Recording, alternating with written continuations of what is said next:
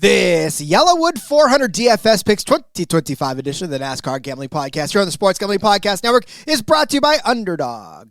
Underdog is hooking up new customers. Play just $5 and get $100 in bonus funds when you sign up with our promo code RACESGPN. Driver, start your engine!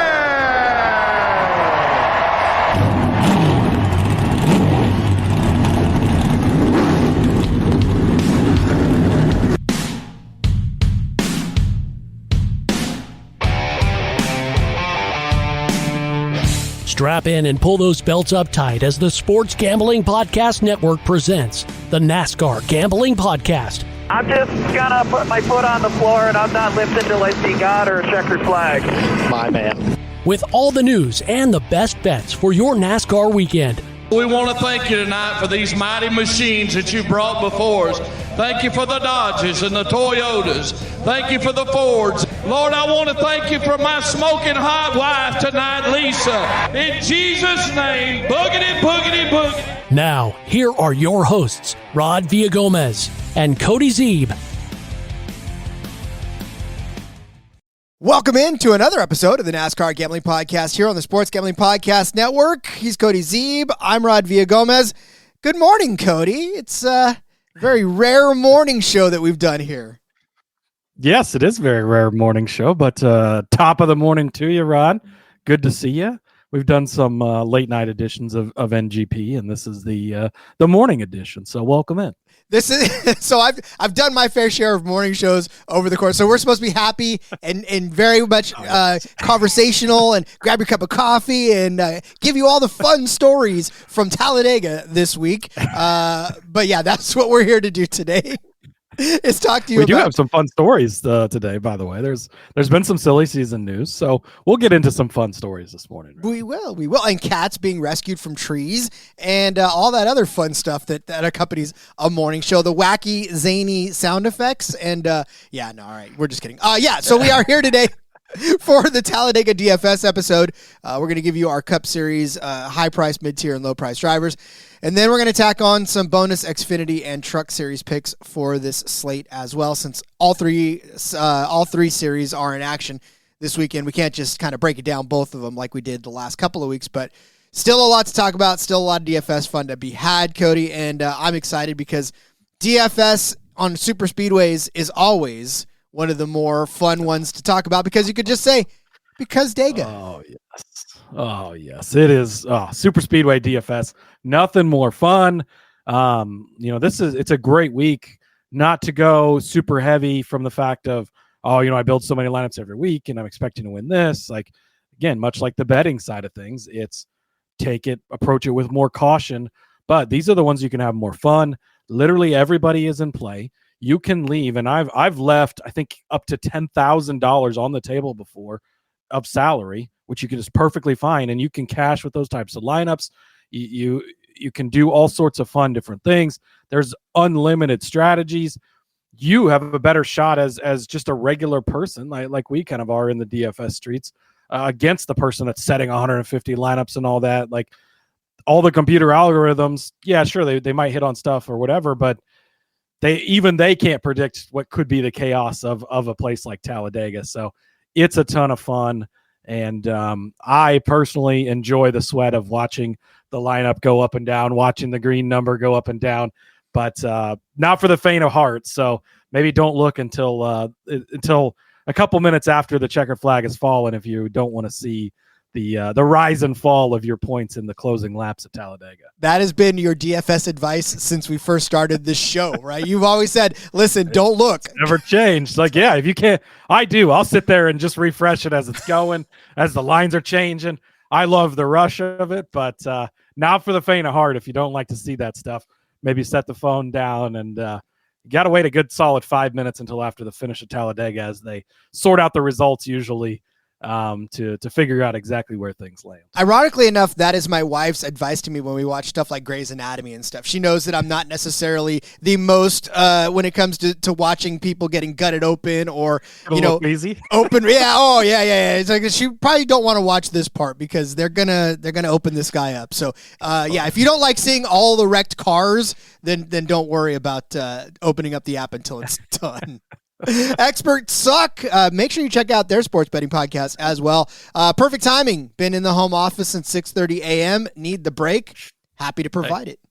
Happy to provide the break. Give you a little bit of a shake up your Thursday, I suppose. Indeed. Speaking of shaking up Thursdays, the NHL's shaking up the calendar and it's back. So is the Hockey Gambling Podcast. Join Ryan and Joel as they break down the biggest games, the storylines, the awards, and the best bets throughout the season.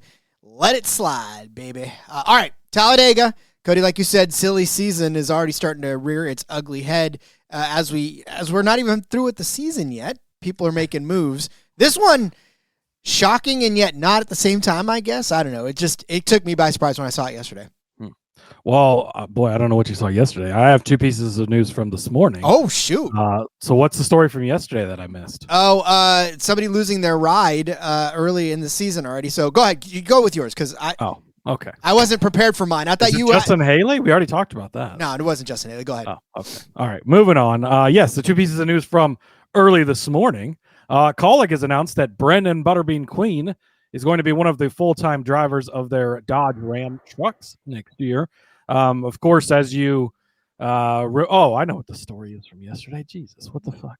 I don't know why that just popped into my head right now. But anyways, as you may know, right, Dodge with the Ram brand re-entering the Craftsman Truck Series. They've obviously been around before and departed, coming back with Ram, bringing the Hemi back, all that fun stuff. But Kaulig is their partner team, and they're going to have 5 trucks next year. We do know that much, but we up until this point not known which drivers they would have. Is it going to be full-time drivers or some of them going to be part-time trucks? What exactly is the story with that? Dodge bringing a lot of their own funding, so that kind of, leads you to believe, hey, they could actually go for talent more than money, like we see a lot of decisions being made lately and throughout the history, right, of that. But yeah, Kaulig has announced that Brandon Butterbean Queen will drive the truck full-time. He's obviously been, doing some stuff part-time here and there. He's one of those guys that's similar to a Josh Berry. He's a lot younger than Josh Berry, but not, he's I think 27, 28, somewhere in that range. So not a super young guy, but he's been grinding it out in the late model scene for years, doing really well. This is kind of his opportunity to step up. He's had a couple of truck series races, done really well in the ARCA series. I believe he won one of the championships. I think it might have been the East Championship over there, and made some Xfinity Series starts as well. So good to see him getting an opportunity to jump full-time into a truck racing for Ram next year. Yeah, and watching Ram just in general is going to be exciting back in the series and seeing Dodge, that bull, I guess the Ram, I get the bull. Hold on, let me take another drink of coffee because I definitely need it. But no, the Ram emblem on the logo, it's going to be fun to watch. And, Butterbean Queen, he's done well for us in the betting cards as far as some top 5 finishes here and there. And, excited to see what he's going to do. So, yeah, Cody, bail me out because I set you up for the story and it didn't happen. And so now, now people are like, what the hell is he talking about? Is the story the spotter story? Is that what you're talking about? Yes, the spotter story. Yeah. Yeah. I guess we didn't, that was post show yesterday. So very interesting, but there was obviously the incident last week with William Byron wrecking into Ty Dillon.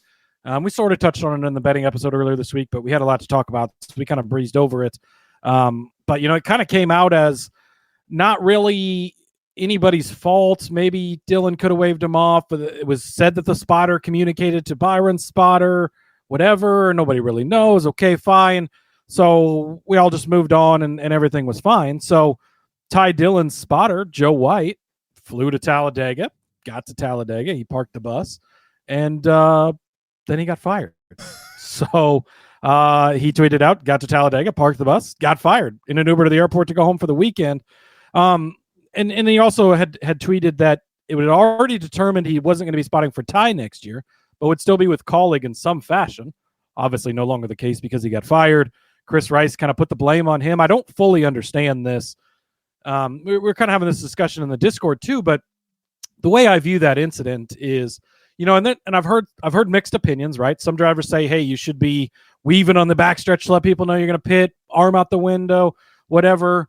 But also there's plenty of times throughout races where you don't want somebody to know you're going to pit, so you pit last second. So that's not always, it's not a requirement, right? It's a common courtesy. Yes, when you're multiple laps down, you're in the way of the leaders, probably a courtesy you should extend. I will say that, right? It doesn't appear that Dylan did that. It doesn't appear that his spotter told the Byron spotter. I don't exactly know.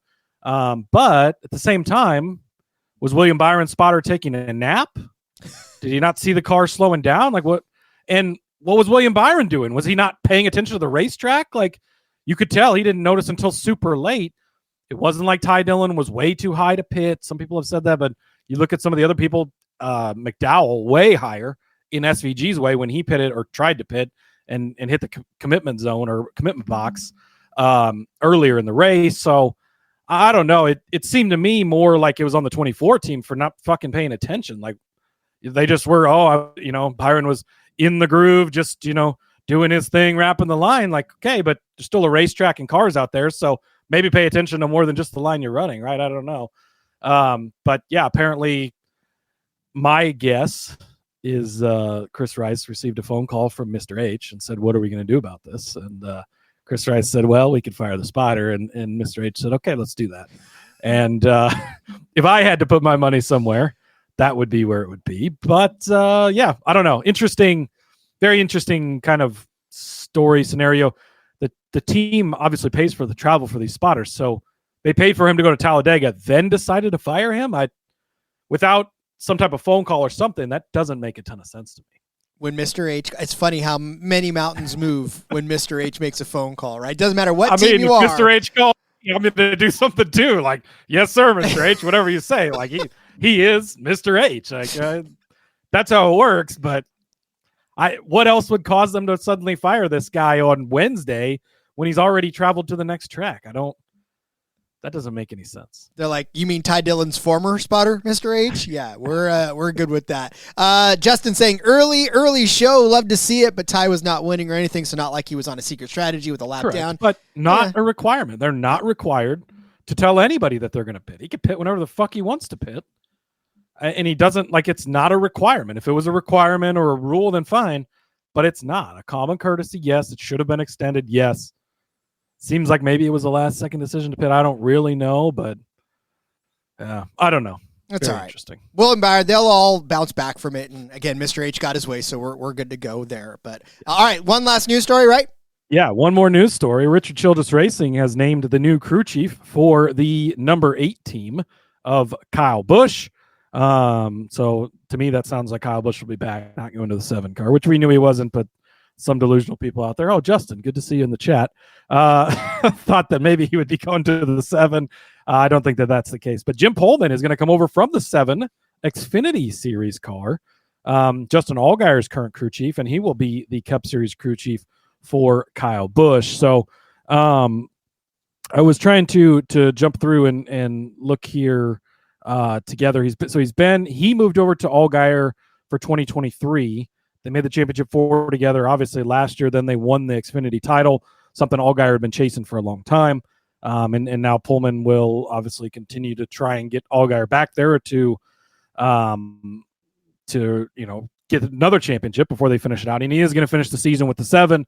Then he'll come over to the 8 team in the offseason. But good to see him get the opportunity at the next level. Obviously, Kyle Busch needs some change. Obviously, needs something fresh. I don't believe that Pullman has worked on the next-gen cars at all. If he's been with Allgaier since 23, it would obviously make sense. He's been in the Xfinity Series. But some type of change maybe will help. It's the crew's the crew is the crew chief's the problem with KB. He won 3 races just 3 seasons ago in his first year with RCR. So we're not that far removed from that. And last year he almost won 2 races. He was inches away from winning. Was it the 3-wide finish at Atlanta, right? Mm-hmm. And then he was leading with like 20 laps to go at Kansas when he just inexplicably spun out off the air from Chase Briscoe or whatever. So he had opportunities to win. He won a couple of years ago. He's still one of the greatest drivers of the era. I know Father Time's undefeated, but Denny Hamlin's beating it, and he's a lot older than Kyle Busch. I still think there's something in there. So I think great opportunity for Busch to get a new landscape. Sometimes you just got to hit that reset button, refresh things, get a new perspective. And, Pullman obviously comes from the Xfinity Series with a history of winning with an older driver. So maybe he can translate that into the Cup Series. I mean, listen, sometimes you just got to clean the cupboard to make room for something better. And I think that's exactly what they're doing. And good for them. I mean, they need to find something. It's not, like you said, it's not as if Kyle Busch just forgot how to drive. It's just he's going through a rough stretch and he'll bounce back. Like you have a legend. Kyle Busch is a legend of the sport. I think he's one of the top 10 greatest drivers of all time. I mean, it's sad what we've seen here lately, right? It's like, I don't want to compare him to Michael Jordan, but Michael Jordan on the Wizards, not the same as when he played with the Bulls, right? Jimmy Johnson, down the stretch, not been as good as he once was. And we've seen this. Darrell Waltrip, failing to make races late in his career. We've seen the same story time and time again. Even Richard Petty at the end was nowhere near being the king back in the day. But if you have a guy that's as talented as Kyle Busch, you should be throwing the entire woodshed at it to see if you can make it work. Maybe Father Time has caught up to him. Maybe it's this new car, although he's won in this car. Maybe it is just his time and that's it for Kyle. But if you have an opportunity to change things and try and rekindle it and get him to be back to half of what he once was even, you have to take that opportunity. So it's good to see that RCR is at least putting in the effort. They've got this opportunity with a legendary driver. Let's see if we can rekindle something. And I mean, he comes out and wins the Daytona 500 or something next year, which is great on super speedways. Now might be in the playoffs, depending on the format. But that completely changes how they look at the season, right? And how everybody's going to look at him. Doesn't take much. Again, if he wins those couple of races last year, we're talking about how he's got 5 wins over the last 3 seasons and he's not washed up. So it's not much away from being a different story with Kyle Busch. Joe Montana, when he went from the Niners to the Chiefs back in the day, was a very sad fall from grace. Tom Brady when he went from the Patriots to the Bucs. Oh, wait. Never mind. No, that didn't happen. He was still good. He was. All right. We got some DFS to talk about, but first, I would like to tell you about our friends over at MyBookie. MyBookie, we're brought to you by MyBookie.ag. MyBookie is your place to bet on football and everything else, plus their prop builder is second to none. Their motto is bet on anything, anywhere, anytime. We've put that to the test, and we're going to continue to do so for you every single day that we crack the mic. Easy deposit, lightning fast payout using cryptocurrency. Let's bring you back to my AFLW, the Aussie Football League Women's Division. Still a big fan of the Western Bulldogs, and you guys are out there moving lines. They were actually 18.5 when I gave them to you yesterday. They were 19.5 when I opened the book up a couple of hours ago. They are now 20.5 point favorites, Western Bulldogs. You guys keep pulling this number down. Just keep going. I'll still take the Western Bulldogs with the 20.5, minus 127 over on MyBookie. Gold Coast, they're last on the ladder, not doing all that well. Western is a scrappy team that's actually having some fun out there and could win some games. So give me Western minus 20.5, 127 over on MyBookie.ag. Head to MyBookie.ag, promo code SGPN for a 100% bet back bonus up to $500 for new customers. That's MyBookie.ag, promo code SGPN. Also brought to you by Novig. Novig is America's #1 sports prediction market. Novig, you're getting the best prices out there. It's available in 35 states and growing. Go download the Novig app and get $50 when you spend $5 if you use our promo code SGPN. Get in on the action with Novig, promo code SGPN. All righty, so it is Talladega. We are here for the YellaWood 500, 188 laps around this 2.660 mile legendary paved track for 500.080 miles around the Talladega Superspeedway in Lincoln, Alabama. Cody, as we always do, we'll give you our favorite high-priced drivers, our mid-tier drivers, and our low-priced drivers for the slate. But as you alluded to in the beginning of the show, this doesn't really matter. I mean, prices don't matter. It's just pick your favorite drivers, have some fun. 188 laps. There's not going to be a lot of laps led by one single driver. It's going to be passed around it'll be passed around. And you'll just have to pick your favorite drivers and hope they lead some laps and maybe hope they get you some points. For reference, Ty Gibbs led the most laps in the spring with 32 laps. The next best was Joey Logano, 24, Chase Briscoe, 20. Anthony Alfredo even led 19, which is why you should start picking these guys down at the bottom, because they can come up and lead. Josh Berry led 12. So just to give you some perspective, right? You're going to be picking guys. They could lead laps. They could not. Who knows? It's up to you. Yeah, we're going to hear the Twitter police throughout the race. Oh, they're running 3/4 throttle, and they're not going for the lead, and they're trying to just go too slow. You can't tell the difference if you just fucking watch the race on TV. So if they weren't telling... Oh, Cody, did you mute yourself? I did mute myself. I thought you were actually censoring yourself. I was like, wow, Cody, that's probably a good thing I did. Woo. But, all right. Anyways, yeah. So, but they are actively going to try not to lead the race because you burn more fuel when you're out front, and that's not what they want. We've seen it for a few years, obviously, in this car on the super speedways, things like the Indianapolis 500. It's the same story. You want to be up front, but you don't want to be the lead car. They're going to pass the lead back and forth. As you said, in the spring, 31 laps, I think it was that you said for Ty Gibbs, out of 188, that was the most anybody led. So we're not focused on laps led. We're not focused on fastest laps because fastest laps won't always be the leader. Actually, most of the time it won't be the leader. It'll be people back in the draft getting the pole on a great lap. It'll spread throughout the thing. So don't focus on that so much. Finishing position more important than anything else here in this race, and also place differential. Obviously, we don't know starting spots going into this, but place differential will be huge. But finishing position, the most important thing. Survive the wrecks. If you look at the DK thing, it's got the little flipped upside down red car if you do bad and your driver's out. So yeah, it's that's how it works. So finishing position going to be more important than anything else. Old fashioned football would like me to do that again. Good morning, old fashioned football. Justin, great to see you. I won't be doing that again. I think, excuse me, my throat's already hurting from trying to go into that. But this time we know that it's not Miranda. This time we know it's Justin. It's Justin for sure. Didn't call us sexy guys or whatever. So JDK checking in, says morning, fellas. Good to see you, JDK. Morning, buddy. He's also checking in with his daily Kyle Busch hate. It keeps that alive in the Discord for sure. And all right. Should we get into the picks, Rob? I think we should, Cody. Who do we got for our high-priced drivers for this slate? Well, you stole my guy.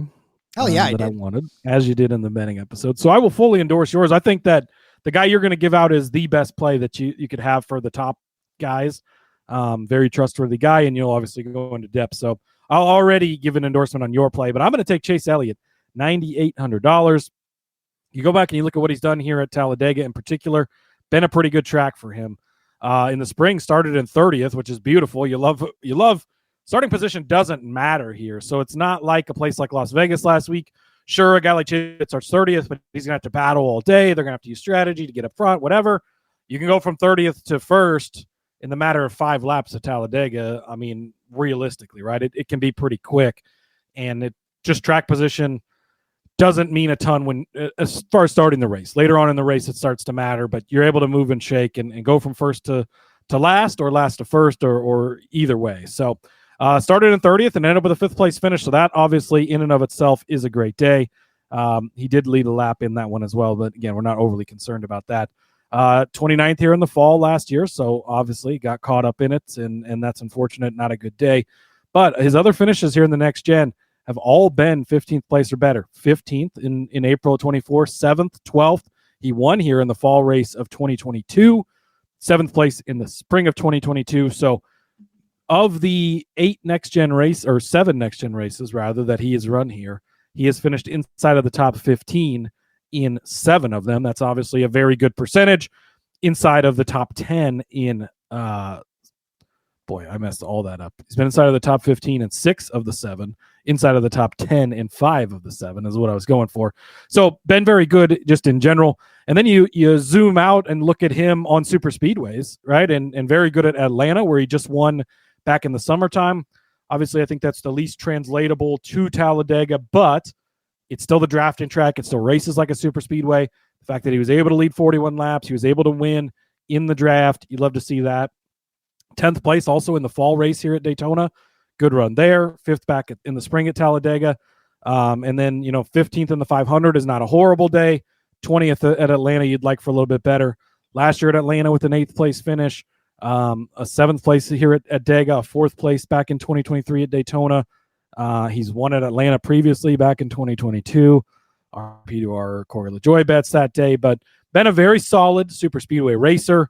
Very good at navigating the draft. He's definitely learned that well, does well with it, with wins here, wins at Atlanta, and just good runs in general. So I'll take Chase Elliott at $9,800 as my high price driver.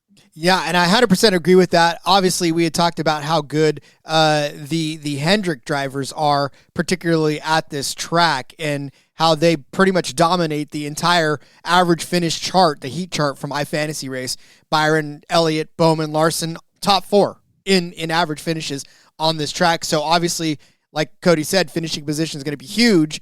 You're going to need a good finishing position with the chance to lead laps, and Chase Elliott most certainly gives you that opportunity, as does my driver, who, by the way, is another Hendrick Motorsports driver. Mr. H making phone calls left and right to the folks at Talladega saying, make sure my drivers finish up front. Look, William Byron, we talked about in the betting episode yesterday, just on a tear on this track, right? In the next-gen era, he started out kind of rough in 2022 with a 15th place finish in the spring, 12th place finish in the fall. But since has ripped off a string of top 10 finishes. 7th in the spring of 2023, 2nd in the fall, 24, 7th in the spring, 3rd in the fall, and then earlier this spring he finished in 3rd place. His average finish is a 7. What does that mean in terms of fantasy points? Well, in the spring, he got you 57.2, which was the 5th best total on the day. How about the race before that in 2023? He got you 55 points. In the fall of 2024, and then in 2023, he got you 45 points, which was the 11th most in the fall race of the spring race of 2024. Whew, Rod, it's too early in the morning. And then in the fall race of 2023, he got you 50 points. His floor essentially is right around 50 points because in 2023 in the spring, he got you 49 points. There's not been a race in which he's really struggled other than maybe the 31 points that he got you in the fall of 2022 or the 32 points he got you in the spring of 2022. So again, like I said, struggled in that first set of races in the next-gen era, but has since gotten you almost 50 points or more in the last several races that he's been at. And it's just, he's a most consistent DFS play, essentially, that you can have in this field. Kyle Larson got you the most points in the spring this season with 64.2, but that's because he started 25th and ended up finishing 3rd. I don't know if you can count on that. Chase Elliott, next on the list, 62.5, started 30th, finished 7th, like Cody said. Then it was Gragson, then it was Hocevar, then it was Byron. Hocevar, Gragson, they're those dart plays that you use if you want, much like in the fall where it was Stenhouse, Jones, Haley, Hocevar, Keselowski, and then Byron. Like, any of those names up there are flashes. Byron's the most consistent. So I love... Whoa. Do not disparage the name of Eric like that, please, Rod. Well, okay, I get it. But I still say that his name doesn't consistently find himself in the top 10 on this track, whereas William Byron does. So, give me William Byron. $10,000 for him, but, I mean, listen, the upside is still there of a 50-point day, and that's pretty good for a $10,000 driver. Yeah, I think if you're looking at these guys, William Byron, Chase Elliott, I would say that they're on the safer side of the high tier plays, right? You could play a Kyle Larson. Obviously, it paid off in the spring. More times than not, it doesn't play off because he doesn't finish well. But these guys are the safer side. More times than not, they finish well. And really, for Byron, every race in the next gen, he's been at least 15th or better. So great runs by him. Nobody's immune to the wrecks. He can get caught up in the big one. We saw it last week with Byron. I mean, I would say nothing of his own doing, but I made a case against that earlier. But just randomly, kind of something bad like that happens, and that's just how it goes. You get NASCAR, as the expert Suck would say, and that's what happened to him last week. But I think these guys are both great building blocks at the top of the board for sure. I concur. Expert Suck also saying that we need more caffeine. Here's what people don't realize is that when you're asking your brain to process all that information I know, right? Like, I'm grabbing my coffee mug right now and just sipping it down. But yeah, you ask your brain to process this much information at 9 a.m. It's screaming at you saying, what the hell are you doing? But I totally agree with you on that one. So, all right, Cody, well then we got to dump down a little bit. I know that I tried to disparage the name of Eric Jones, but you've got him next. I can't believe you. Also, Justin wants to know, Blaney Logano basically a must-wins? Absolutely not. You could go out and have a solid day at Talladega. 3, 4, 5 people in front of you could get caught up in wrecks, have bad days, and suddenly the points are flipped completely on their heads. Definitely not a must-win. I mean, it's likely they're going to need a win at this point, I would say, because of the hole they're in, but not a must-win by any means for sure. Yes, Rod, you did try to disparage the name of Eric Jones, and I will not allow it on Eric Jones week. Happy Eric Jones week to everybody. $6,300 for Eric Jones. It's been rough. 3 of the last 4 races at Talladega. I'll start with that. 18th here in the spring, 35th last spring, 26th in the fall of 2023. He's gotten caught up in some stuff. He's been running well in those races, and that's just kind of how it happens. But overall, he's been pretty good here. You talked about him being the second highest points earner in fantasy last year at this track with a 5th place finish. That was after starting in 30th, which is beautiful. You love that. A lot of place differential, and you're getting those good, solid finishing position points. But you go back and you look at the rest of his time here in the next gen era: 6th place in 2023, 6th place in October 2022, 6th place in April of 2022. He's really got a thing for that 6th place finish. He's been able to lead laps, leading 25 in one of those 22 races, 23 in the other, and just performing really well at this track in particular. You know, overall, decent super speedway guy, has some good finishes, but Talladega in particular is where he thrives. Even in the pre-next gen era, 9th place here in 2021, a 2nd here in 2020, a 5th in 2020 as well, an 8th back in 2019. So Eric Jones has been a guy that I don't want to say completely reliably, because 3 of the last 4 have not been good, which good. Maybe that'll keep some people off of him. I'd be fine with that, right? You want him to be less played, but also he generally doesn't start well. I mean, back in 2022, first year of the next gen, 16th and 12th place in that number 43 Petty GMS car. But since it's transitioned to Legacy, 24th, 26th, 28th, 30th, 34th, good. I hope he doesn't start well, right? Start farther back. It's going to make him an easier play. If you start 34th and end up finishing 25th, he's not hurting you, right? So that's always nice. But if you start 30th and you finish 5th like you did last fall, that's a great day. It's the second most points on the day, which you'd love to see. So Eric Jones, Talladega is his playground when it comes to the super speedways. Finished good in the 500, had some other good runs, but Talladega in particular is the track he likes the most, performs well on. I'm all in on Eric Jones this week at 6,300. Well, and again, for the price, and I know that Expert Sucks is here only for the drivers under 6,500, and that's exactly it. For the price, this is definitely a good play because, like I said, yeah, he's a flash, but boy, when he flashes very well. And like you said, too, maybe people are off of him because of the fact that he's soured a little bit in their minds. But, I mean, look, all it takes is for a good, and nothing says Talladega, right? Nothing says Super Speedway than Eric Jones being 5th overall in the average finishes amongst the Kyle Larsons, the Chase Elliott's, the Bowmans, because really it's him right after that, right? And then after that is Todd Gilliland, which should definitely tell you that this is a super speedway. If Todd Gilliland ranks in the top 6 of the average finishes. And then there's Ricky Stenhouse. Oh, yes, Ricky Stenhouse. We couldn't go through Talladega without offering you Ricky Stenhouse. He's $8,500.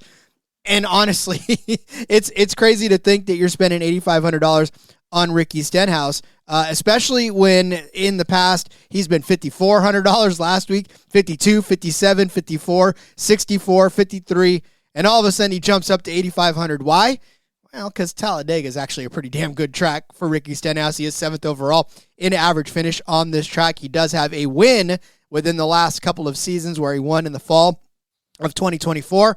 But really what does it more for you is his DFS days. He had the 7th best DFS day in the spring race here in 2025 where he got you 50 points, started 35th and finished in 14th. How about the fall of 2024 where Ricky Stenhouse Jr. had the most fantasy points on the day, started 32nd and finished in 1st, got you 81 points on the day. Eric Jones, by the way, like Cody said, 2nd there with 67. The spring of 2024, not to be outdone, Ricky Stenhouse got you the 2nd most points behind Noah Gragson, started 33rd, finished in 4th, and had 2 fastest laps on his way to 69.90 points. Oh, God, nice. Sorry, I was muted and I couldn't hit the button fast enough. It's quite all right. But look, even when he struggles, more caffeine. Even when he struggles like he did in the fall of 23, where he got you 38 points, started 35th, finished 22nd, ended up 12th best on the day in fantasy points, 10th most fantasy points in the 2023 race, where he got you 49.4. Look, Ricky Stenhouse is just going to put together a day in which he starts in the back and finishes in the front. 26 points he got you in the fall of 2022. He got you 9 points in the spring of 2023 or 2022, which was the first one where he wasn't inside of the top 20 overall in points. 36 points in the 2021 race. So this is pre-next gen. But look, his finishes have been good. His starting positions have been bad. That's all you can ask for, especially a guy that's going to jump out and get you 50, 60 fantasy points. Even at $8,500, it's still not a bad investment to make on Ricky Stenhouse. And I get it.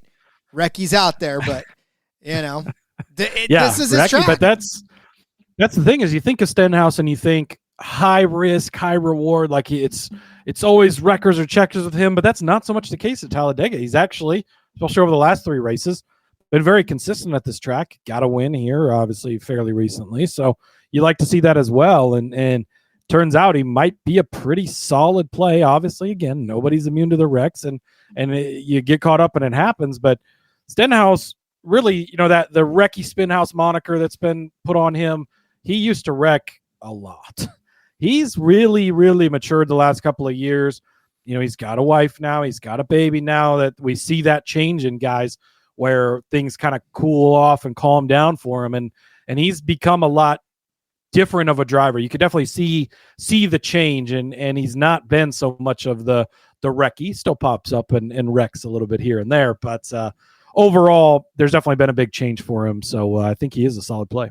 Indeed. All right, we've got some low-price drivers to get to, but we also have the opportunity to tell you about our friends over at Underdog. It's a great place to play Fantasy Pick'em, where you can win up to 5,000 times your entry. Simply pick higher or lower on your favorite player's stats. It's available in a ton of sports. I will continue to keep pounding the drum for Paul Macbeth in the Disc Golf Pro Tour. They are taking part in their 2025 Disc Golf Pro Tour Match Play Championship going on. It's the 10th Disc Golf Pro Tour Championship happening indeed. And look, Paul Macbeth is set at 4.5 for his finishing position projection.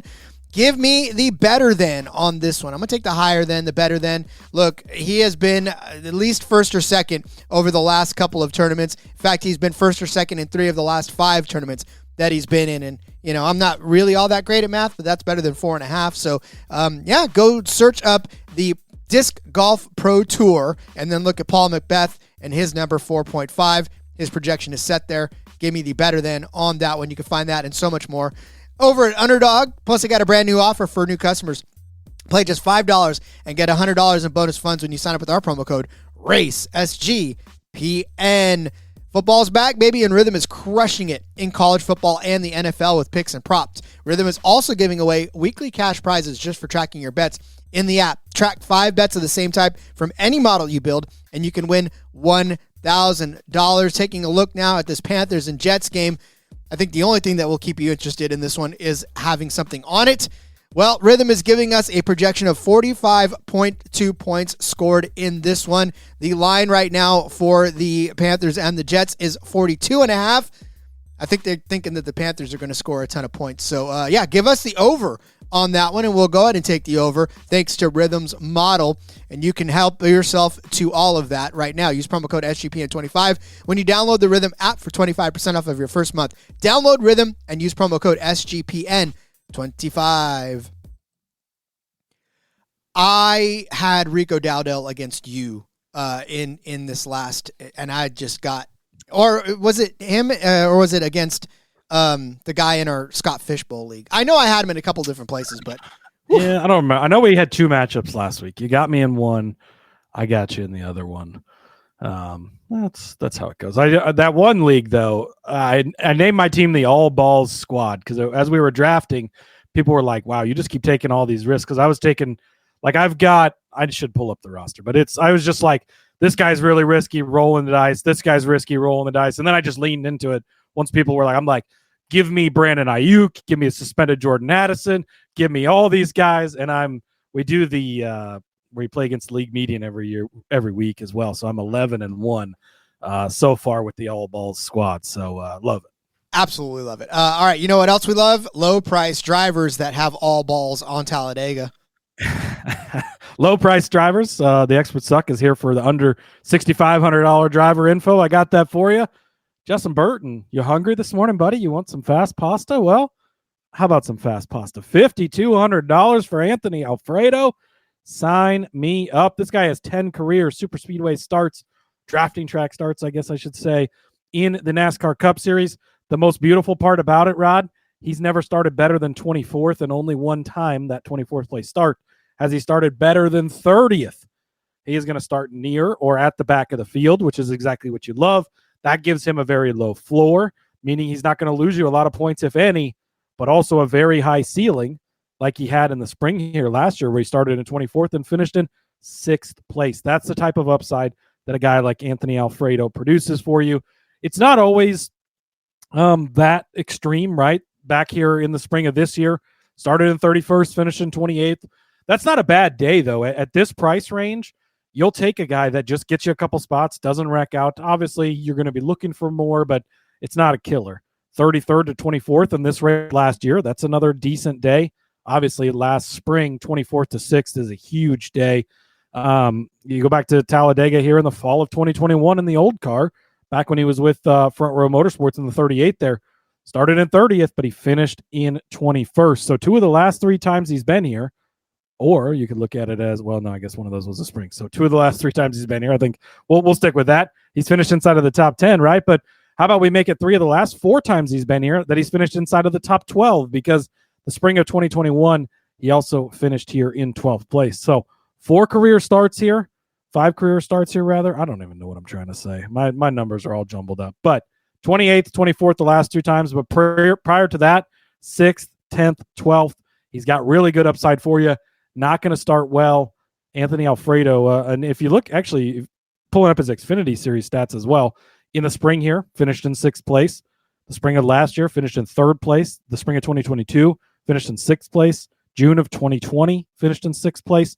He's been really good at Talladega in the Xfinity Series. We talked about him some on the betting show yesterday. Been good in the Cup Series, really at most of his Super Speedway starts. He's a guy that knows how to stay out of trouble. We know that Beard Motorsports 62 car, Brennan Gaughan for years, obviously, driving that car. We've seen some other people in it here the last couple of years since Gaughan retired, but it's been a solid car. They only show up and run at Super Speedways. That's all their program is focused on. It's a good enough car that it hangs in the draft, performs well. If he can avoid the chaos, you get some fast pasta on Sunday. It's going to taste delicious. Give me Anthony Alfredo. I absolutely love pasta. I think we're going to have pasta tonight. But yeah, definitely fast pasta this weekend. I love that. Will it be fast pasta, Rod? If I eat it quickly enough, yes, I think it will be fast pasta. Justin checking in real quick, non-DFS related, but missed the first part of the show. Did y'all talk about Butterbean going to college? We sure did. Absolutely talked about that. We're excited. When the show's over, go back, listen to the start. We talked about that, talked about the Kyle Busch crew chief news and the Ty Dillon spotter all back at the beginning of the show. Indeed, we did. All right. Cover boy, Cody Ware, $5,300 expert suck. Here is your fade right here, if you Rob. want. Yes, Cody Ware. Where? Cody? Where's Cody? Cody Ware, $5,300. This is the one and only track, pretty much, or the one and only track type that you can enjoy watching Cody Ware and have a good time watching him. In the spring, yeah, he only got you 8.9 fantasy points, but in the fall of 2024, Cody Ware turned in the 7th best performance overall in fantasy terms with 55 points on the day, 55.05 points in the spring of 2024. Cody Ware got you 30 points with the 18th best output of the day.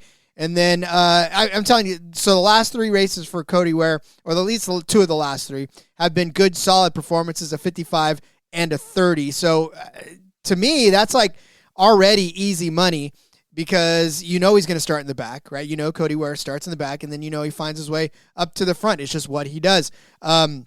Like we said, finishes the 31st, 12th, and 24th in the last couple of seasons. And at $5,300, I'm more than willing to take a shot on Cody Ware being able to just climb up 10 spots, maybe 11 or 12 spots to get me the points that I need. And, you know, I'm looking at some of the other drivers down here at the very end of it, and the BJ McLeods of the world. I know Anthony Alfredo, you definitely made a good case for him, but Cody Ware's like right above him. Austin Hill, definitely not touching Austin Hill. Cole Custer, SVG. I made a case for him yesterday in the betting, or 2 days ago in the betting episode, as far as betting is concerned. And if he does get a top 10, all the better. But I think he may start closer to the front and not where Cody Ware's going to start. The place differential there is not going to make much difference for you if you start Van Gisbergen. Ty Dillon is still wrecked already. Nemechek, Allmendinger, like all these guys, you can make a case for him, but $5,300 for Cody Ware. Him and Alfredo, I think, are pretty much along the same lines of you start them, they're not going to start very well, and all they can do is just get better if they miss out on some of these big wrecks that happen in front of them. You know, these guys up front, one wrong move, wrong push in the wrong spot, and 25 cars wreck, and here comes Cody Ware right to the front, and, you know, all of a sudden you've got yourself a winning lineup with Cody Ware. So, like I said, 30, 55 points over the last couple of races, not with the spring withstanding. I like that. I like the upside to give me Cody Ware, so $5,300. Yeah, I like it. And you know, I forgot to mention the Alfredo thing. You talked about him leading a bunch of laps here previously, but that's the thing with these back marker type of cars. Remember the Arby's car out front at Daytona a couple of weeks ago? Cody Ware don't give a fuck about fuel. He's just going to go run out front. So if he can go rack up 15, 20 laps led just during the course of the race, that already is going to make him pay for himself. Then if he's able to score a decent finish with it, sometimes that works out well. And, oh, by the way, if he is just leading because let's go have some fun, the wrecks are happening behind him, and he doesn't have to worry about that. Clean out some of the competition, gives them good spots. So you're going to get a Cody Ware. You're going to get an Anthony Alfredo, a BJ McLeod. There's going to be 1, 2, 3, 4 of these guys, maybe even, that end up with top 10, 15, even 20 finishes. They're going to pay off and have a good day because they survive the chaos. They're there at the end, and that's what you're looking for out of these cheap guys. Well, yeah, and again, you get off a pit cycle with some of these guys, and you're leading, and then a wreck happens behind you, and then you can pit, and now you're in a really good position. So it's just a matter of how this all plays out, like you said, with the chaos and all that other good stuff. So, all right, get out your pen and paper. We're going to go over our DFS plays for the Cup Series for this YellaWood 400. Cody started you off with Chase Elliott at $9,800 as his high-price driver. I said his teammate William Byron at $10,000 was mine. Cody gave you Eric Jones at $6,300 for his mid-tier driver. I said Ricky Stenhouse, $8,500. One of the only tracks he'll ever be that high to be my mid-tier driver. Fast Pasta is the low-price driver for Cody at $5,200. Anthony Alfredo. I said, Cody Ware, load me up with that 51 car at $5,300 for my low-price driver. Well, the trucks and Xfinity are both going to be on this track, joining the friends over at the Cup Series, and we are going to give you one of our favorite plays from each of them. So we'll start with the Truck Series. The Love's RV Stop 225. It's 85 laps around this 2.660 mile paved track of goodness. So Cody, who's your one Truck Series driver? Well, Rod, I shared a little story with you before we got on. I made a trip to run some errands this morning, made a trip to the casino while I was out. And they were trying to limit me on betting on Spencer Boyd to win because they're scared, as they should be, Rod. He is my play, $5,800. Of drivers entered into this race, he has the 5th best average finish since 2022, 10.0 being that average finish. Granted, it was one race, but last year in this Freedom Racing truck, finished in 10th place. That is a good, solid run. He is not going to qualify well. The problem we've had with betting Spencer Boyd at Superspeedways recently is he doesn't make the race because they don't have just raw speed in that truck. Luckily, he will make the race because there's not more than 36 entries. So he's going to make the race, but he's going to start probably right ahead of Norm Benning in about 35th place. But he's not going to start well. So again, to the argument with the cheap guys earlier, they're not going to start well, meaning that they've got that low floor. They're not going to lose you a ton of points. That's the thing with a William Byron or Kyle Larson. They start in the top 5. They've got a massive downside if they do get caught up in a wreck because they can lose you a ton of points. A guy like Spencer Boyd, not going to do that. 10th place in 2024 in this truck. Other finishes here. He had the 7th place in 2021. 38th in 2020 is the one blemish. He won this race in 2019. Man, he made us so much money that fucking day. Well, me anyways. That was pre the show. Sorry about that. But he made me a lot of money back in 2019. Might have been a slack back in the slack days. Might have been a big win there for all those guys. 13th place in 2017. So outside of the 120th or 38th place finish in 2020 when he got caught up in it, he's been a really solid driver at this track. He has the upside of winning. He's 300 to 1, 350 to 1, whatever, for a reason, but he's capable of doing it, certainly, if the cards fall correctly. 19th at Daytona, 19th at Talladega. Those aren't the greatest runs ever, but when you're starting bad, getting to the end of these races is what's most important. At a 5th place finish in this truck last year at Daytona, 11th place in 2022, 13th in 2021. Spencer Boyd is a very good super speedway guy and not a guy we're ever going to talk about anywhere else. And he's occasionally can be a decent play just because he doesn't usually start well.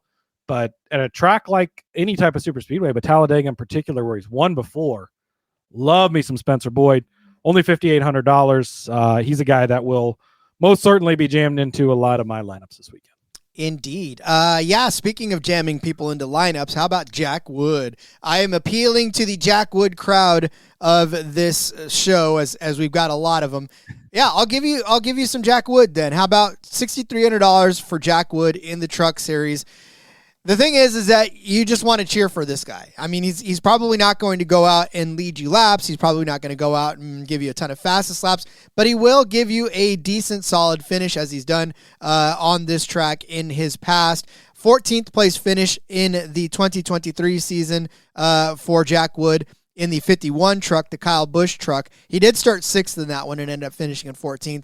And then in the 24 truck, the Gallagher truck, started 14th, finished 19th. Granted, he's not improving his positions, but a 19th place finish for a $6,300 guy is still a good return, even though he lost you 5 spots in that one. A bad start in his first one. So he's only been on this track 3 times. Average finish of 24.3. Average start of 14.7. But again, that one kind of screwed him up. Daytona, not really his track. Started 21st and finished 24th in the spring here of this. But recently, though, Jack Wood has gotten you some positive fantasy points. 25 last week, 17 the week before, 20, 40. He did lose you 2 points at the road course, but road course whatever. 24 before that, 32 before that, 39. He's averaging 22.6 fantasy points per race at $6,300. Jack Wood can run up with the 10th place guys. Like, we've seen him have some pretty solid top 10 runs. And for Jack Wood, obviously the finishes don't always coincide with where he runs, but you're hoping for him to start closer to the back and then crawl his way up a few spots here and get him a good finishing position along with some point differentials. And it's just fun to cheer for Jack Wood, right? Everybody loves to do it in this one, so I'll give you the permission to do it this week. I'll always endorse Jack Wood, Rod. Yes, you will. All right. Well then, Cody, let's move over to the Xfinity Series race where they too will be taking on the Talladega Superspeedway for the United Rentals 250. Who is your driver? Yeah, this is another one where you stole my play. So fully endorse the guy that you're on. He would be my top recommendation for Xfinity Series here at Talladega. But I will pivot to another guy that's like a Spencer Boyd. And this guy, you don't really see much, but when you see him, it's super speedways. You want to bet on him for that reason. Jordan Anderson, $6,600. I sort of like that they priced him up a little bit at $6,600 because I think the casual people will just kind of be like, oh, that guy's too expensive for somebody who doesn't race very often. I don't recognize the name, whatever. Skip right over him. Please do.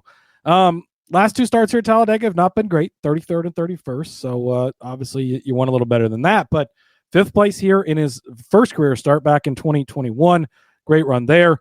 In the Truck Series, also a rough outing the last time in 36th, but prior to that, 11th, 6th, 21st, 7th, 19th, all pretty solid runs. A guy that's not going to probably qualify extremely well at this track. I mean, his starts previously have been 26th, 32nd, and 29th. That's the type of start you want, is not starting very well with the upside of a top 5 like we saw just a couple of years ago. Daytona in the Xfinity Series, he's got more starts. Been very good there. 7th, 6th, 4th, 15th, 22nd, going back to his first career start. So he's progressively gotten better over there.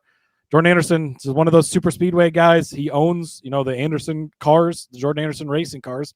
Those are the cars he owns. he jumps into his own cars for these races in particular because he's very good at them. If you didn't know, Larry Mack's son-in-law, the Fox guy, the crew chief, right?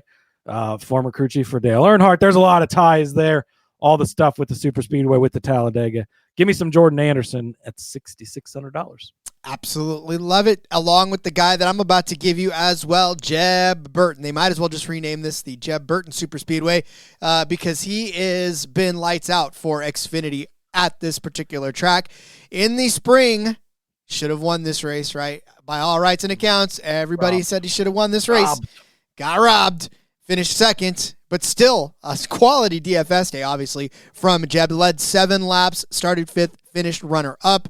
Probably should have won it, as everybody says. But before that, listen, he's on a string of top 10 finishes, 4 in a row here for Jeb Burton. He does have 2 wins on this track. 7 top 10 finishes overall in 10 starts, 4 top 5s, 2 wins, average finish of 7.9, average start of 14.5. In the fall of 2024, he got a 16th place start, turned it into a 7th place finish, and then in the spring of 2024, started 35th and ended up finishing in 9th. Imagine the fantastic DFS day he had then, right? That's a huge day for Jeb Burton. And then he won in 2023 after starting 8th, leading 17 laps in that race as well. Look, Jeb Burton is going to be the guy that you're watching all race long. And I kind of hope he gets a mid-pack start because he's not afraid to find his way up to the front. He's not afraid to maneuver his way up to the front and have himself a good day. In Daytona, earlier this year, he started 22nd and finished 16th in the spring race, led 4 laps in that one, so pretty decent DFS day. And look, for his price, you know, he's scoring 29.4 fantasy points per race for you. He's $7,300. He's priced up a little bit, but because they recognize how awfully good he is here. He priced up a little bit. Last week, he was $6,800. Week before that, $6,800, $7,061. So they're definitely respecting him a couple $100 more in his ability to get around Talladega. But this is, I think, a staple. You have to have him in one of your DFS lineups, if not a lot of them, because he's going to get you a nice chunk of points by the end of the day. So Jeb Burton, baby, $7,300, my driver for the Xfinity Series. Yeah, like I said, fully endorse this one. Love Jeb this week. Jeb at Talladega. He's good at all the plate tracks, but again, another one of those guys that some of these guys, just Talladega in particular, I don't know if it's because it's a little bigger, it's a little more space to work with. Very, very good here. Got absolutely robbed in the spring. He's going to use that, I think, to fuel a good run this week. So love Jeb Burton with you. Indeed. TK saying, morning, guys. It's 6 a.m. there. Well, it's 10 a.m. here. So good morning. Grab your cup of coffee. Good afternoon. TK. It's 12:02 now here in the Central Time Zone. That's true. It is. Well, good afternoon then. But all right. Well, then, however you're listening to this, whether it's in the morning, we'll send you off for the rest of your day. If it's at night, good night. And we will see you later or whatever. But yeah, that's it. That's the DFS episode, Cody. Now all we got to do, sit back and enjoy Talladega. Sit back and enjoy Talladega. By the way, it is Friday morning for TK. So happy Friday to you, my friend. Yeah, Rod, you can follow me over on the X at Husker_Z, where you can find all my stuff. Tons and tons of article stuff out over there. Got NFL player props for the week, college football upset, Thursday night preview, confidence pool picks. If you do the confidence pools, got some other fun stuff that's in the works coming out soon. Make sure you check it out all out over there. Happy Eric Jones week to everybody. Happy Spencer Boyd week to everybody. Let's go make some fucking money at Talladega this weekend. Indeed. Thank you all for hanging with us in our morning edition of the show and for sticking with us through the caffeine jolts that we needed to get through it. Love you all. Enjoy Talladega. We're going to have some fun. You can join us in the Discord, sg.pn/Discord, to keep the conversation rolling and have fun with us all weekend long. All right, we'll see you guys next week for more fantastical NASCAR racing. And until then, let's go racing and let it ride.